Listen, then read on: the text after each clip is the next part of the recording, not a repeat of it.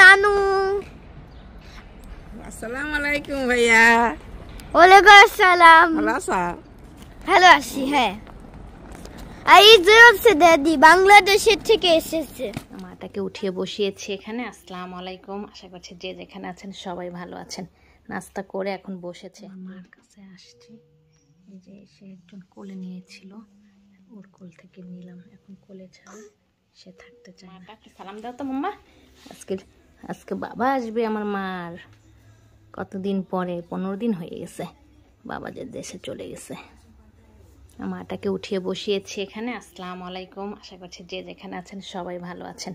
নাস্তা করে এখন বসেছে, জোর করে উঠানো হয়েছে, উঠতে চাচ্ছিল না, এখন উঠে একটু হাসি খুশি আছে। আমার মাটা এখানে বসে আছে। সঙ্গে তো আজকে দেশে থেকে হাজব্যান্ড আসবে, সঙ্গে তো মাকেও নিয়ে আসতেছে। আমার হসপিটালেও যেতে হবে, তাড়াতাড়ি সব কিছু করে কাজকর্মও শুরু করে দিয়েছি। সারিম তো স্কুলে, রান্না বান্না অলরেডি শুরু করে দিয়েছি। শাক ভাজি করব, শাক ধুয়ে এখানে ঝরিয়ে রেখেছি, কেটে নিব। গরুর মাংস কালকে রাতে আবার বের করে পরিষ্কার করে ধুয়ে কেটে সব মেখে নর্মাল ফ্রিজে রেখে দিয়েছিলাম, যেন আজকে আমার কাজটা তাড়াতাড়ি হয়ে যায়। রান্না বান্না শেষ করব, আবার হসপিটালে চলে যাব। আমার সঙ্গে হয়তো দেখা হবে না, আমি হসপিটালেই থাকবো, তখন ওরা বাসায় আসবে। এই জন্য রান্না বান্না টুকটাক কাজ তো আছেই আরও, এই জন্য আগে সব শুরু করে দিয়েছি। পানি শুকিয়ে গেছে, একটু গরম পানি দিয়ে রেখেছি এখানে, তো এখন ঢেলে দিব। 2 বার করে কষিয়ে নিতে হবে। এই তো আজকের ব্লগটা আশা করি ভালোই লাগবে আপনাদের। যা যা করি সব কিছুই শেয়ার করব, ওরা আসা পর্যন্ত সব কিছুই শেয়ার করার চেষ্টা করব। সারিমও চলে আসবে একটু পরে স্কুল থেকে। সারিম মহা খুশি। এই যে আমার বাবাটা স্কুল থেকে আসার পরে আর দেখানো হয় না আমার বাবাটাকে। খাওয়া শেষে ড্যাডি আসতেছে, খুশি অনেক বাবাটা। কালকে রাতে ঘুমায় নাই, ঘুম ভেঙে গেছে আর ঘুমায় 7টায় সে বাবা ড্যাডি আসার খুশিতে। এটা বলো হচ্ছে লাভ, যদি তোমরা জানো না। আমি এখন হসপিটালে চলে যাব। আছে আমি অনেক খুশি দাদি আসবে। আমি তো এখন হসপিটালে চলে যাব, দেখতে পারবো না, ওরা চলে আসবে। মানে অপেক্ষা করলাম যে একটু আসবে আগে আগে, কিন্তু দেরি হবে, এর জন্য এখন হসপিটালে চলে যাচ্ছি। এবার সবার খাওয়া দাওয়া শেষ, 2 পিচ্ছি বসে আছে, আব্বাও বসে, এখন ওদের দেখবে এখানে। মেয়ে যদি ঘুমিয়ে যায় পরে তো শোয়াই দেবে, অনেক ঘুম এসে গেলে। আর সারিম তো ওর বাবা খুশিতে ঘুমিয়ে দিবে না, বলতেছে একটু ঘুমায় না, সে ঘুমাবে না। আমি এখন হসপিটালে চলে যাব। আমার মার কাছে আসছি, এই যে সে একজন কোলে নিয়েছিল, ওর কোল থেকে নিলাম, এখন কোলে ছাড়া সে থাকতে চায় না, শুধু কোলে থাকতে চায় আমার লক্ষ্মী মাটা।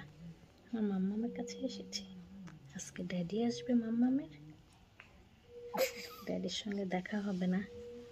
আমি তো চলে আসছি অলরেডি হসপিটালে। লক্ষ্মী মা যে সব মানে সব মারা এসেছে। আমার মেয়ের বেড এটা, এই যে আর একটা মা ওখানে বসে আছে। আর আমি আমার মার কাছে এখন থাকবো, অনেকক্ষণই তো থাকি।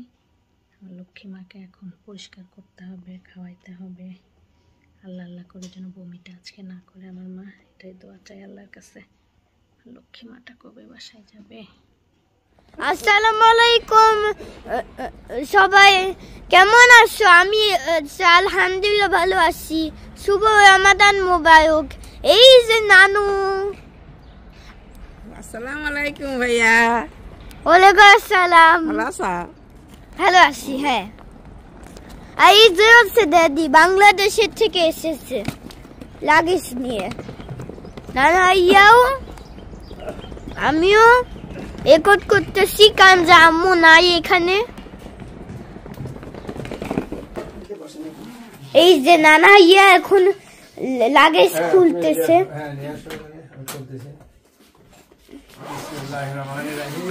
আবার আসসালামু আলাইকুম।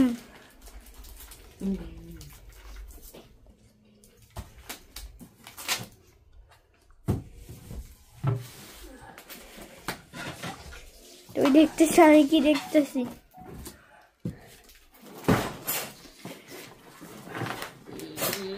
ভালো বড়, অনেক বড়।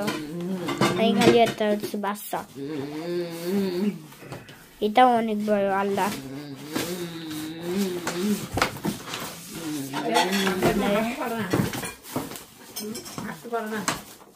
ও এই যে নানু, কেমন আছো? কেমন আছো নানু?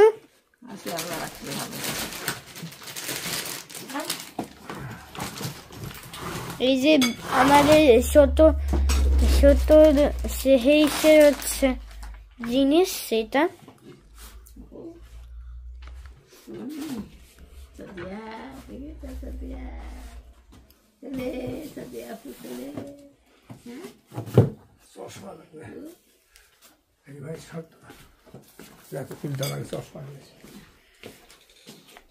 এই যে সব লাগেজ গুলো আমাদের ইফতার। আবার দিদা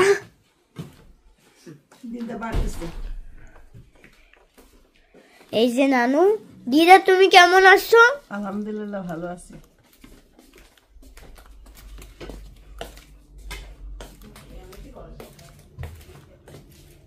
ভাইয়া তুমি কেমন আছো? আলহামদুলিল্লাহ ভালো আছি ভাইয়া।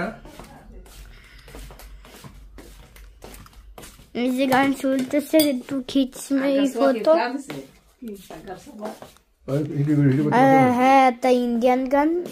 ওই যে ওই কইডাই হচ্ছে ড্যাডি। আবার গিফট আনবক্সিং, মানে গিফট আনবক্সিং মানে হচ্ছে এইটা খোলা, মানে এটার মতন কিন্তু গিফট দের মতন লাগিস না, গিফট। আচ্ছা এনিওয়েজ আমরা হচ্ছে এটা খুলি।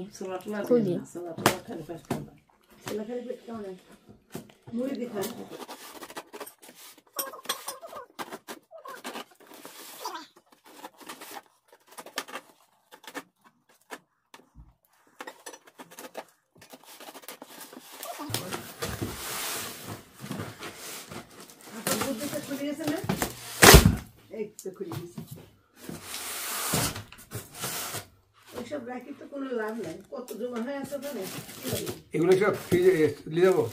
হ্যাঁ, এটা তো হালকা, এটা কি দিবেন না তো? মাছ মাছ সব মাছ মানুষ থেকে দিব কিভাবে? এই পুরাটা হচ্ছে ভিতরে ঢুকাও আর তারপরে দীপনে আজকে আরো তাড়াতাড়ি যেতে চেয়েছি, আজকে আরো দেরি হলো বের হতে। ঘুমায় তো না, তাও যাক না সজাগ অবস্থায় রেখে আসলাম।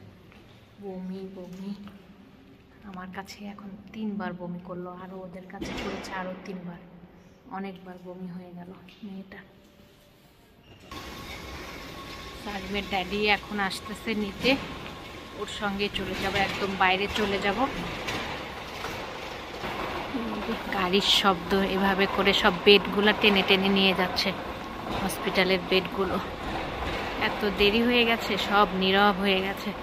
আজকে চেয়েছিলাম যেহেতু হাজব্যান্ড আসছে, মা আসছে, একটু তাড়াতাড়ি বের হওয়ার জন্য। মেয়ে আজকে আরও ছাড়ে না, করার মেয়েও যেতে চায় আসলে বাসায়, আর কত, মেয়ে মাকে ছাড়তে চায় না। এরকমই জাগা অবস্থায় মেয়েকে রেখে যেতে খারাপও লাগে, কিন্তু কিছুই করার নাই। আল্লাহ ভাগ্যে রেখেছে আমার মেয়েটাকে মা ছাড়া থাকার। কবে আমার কাছে যাবে? বমিটাই কমতেছে না, কিছুই বুঝি না। মনে করি যে এই মনে হয় বাসায় দিয়ে দিবে, আবার কোনো কিছু বলে না নার্সরা দেওয়ার কথা, কিংবা ডক্টররা। ওর বাবা আসলো, ডক্টরদের সঙ্গে কথা বলে বুঝতে হবে আসলে কি করবে, কবে ছাড়বে, কিংবা কেন ইমপ্রুভ হচ্ছে না। মেন রোডে এসে দাঁড়িয়েছি, গাড়ির ভিতরে যেন ঢুকাইতে না হয়, কিন্তু এসে ফুলগুলো দেখে একটু মনটা শান্তি লাগছে কিছুক্ষণের জন্য। মনে হচ্ছে দুঃখ কষ্ট সব ভুলে থাকা যায়। কি সুন্দর ফুলগুলো, একদম পাতা নাই কিন্তু এখন আমাদের বসন্ত ইটালিতে, এখন সব পাতা গজাবে। তো পাতা বের হওয়ার আগে এই ফুলগুলো তো আগে হয়। একদম ভরে গেছে, আকাশ তো কালো হয়ে আছে, একটু গুড়ি গুড়ি বৃষ্টিও পড়ছে, যে একদম গুড়ি গুড়ি বৃষ্টি পড়ছে। আর এই যে সব প্রতিটা গাছে এরকম সাদা ফুল ফুটেছে। খুব দেখতে ফুলগুলো দেখে সময় কাটাচ্ছিলাম, এখনো আসে নাই। You for watching my video. আমার চ্যানেলটিকে ভালো লেগে থাকলে সাবস্ক্রাইব করবেন, বেল বাটনটিকে ক্লিক করবেন, লাইক করবেন, কমেন্ট করবেন, শেয়ার করবেন। ধন্যবাদ।